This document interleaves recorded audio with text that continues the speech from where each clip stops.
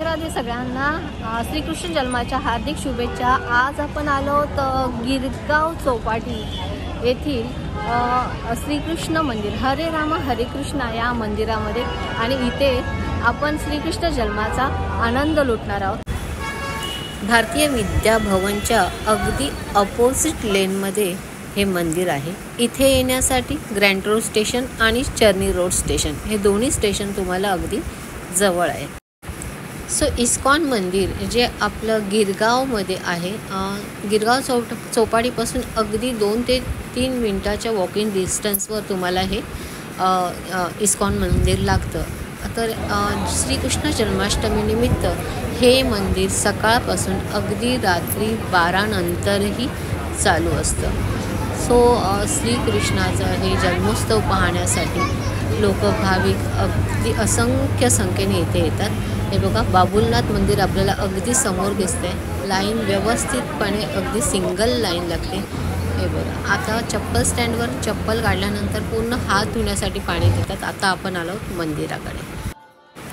So मंदिरात बघा, पूर्ण दिवस असंच श्रीकृष्णाचं आपलं भजन गायलं जातं। पूर्ण आता इथे अभिषेक वगैरे श्रीकृष्णाचा मूर्तीचा होत आहे, आणि इथे आपल्या श्रीकृष्णाची मूर्ती बघा, आणि ते वस्त्र इतकं बघण्यासारखं हे दृश्य होतं। पण अफाट गर्दी असल्यामुळे जास्त वेळ इथे बसू देत नव्हते, पण त्यातल्या त्यात आपण थोडाफार इथे आपला हा व्हिडिओ शूट केला आहे। पण खूप सुंदर म्हणजे मनाला शांत वाटणारं हे वातावरण होतं।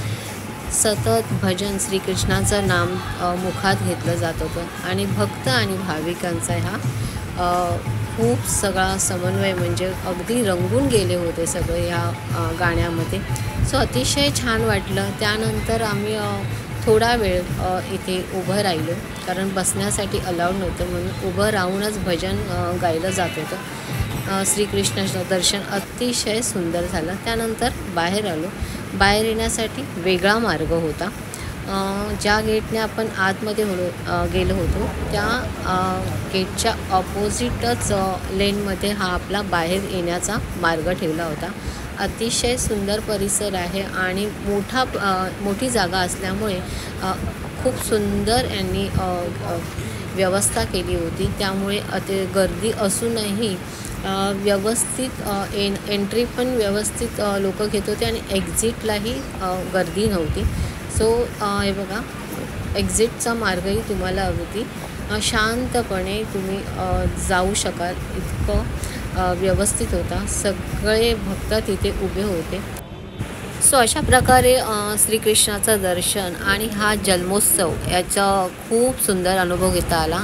नंतर प्रसादी देण्यात आली, आणि तिथे काही स्टॉलही होते। त्यानंतर पाण्याचीही व्यवस्था केली होती। सो हा बघा, हा गेट होता तो वेगळ्या लेनमध्ये होता। समोर तुम्हाला बिब्बा आणि वेस्ट साईडचे मॉल दिसत आहेत। सो कसा वाटला व्हिडिओ? आवडला असेल तर प्लीज सबस्क्राईब करा आपल्या चॅनलला। Thank you very much.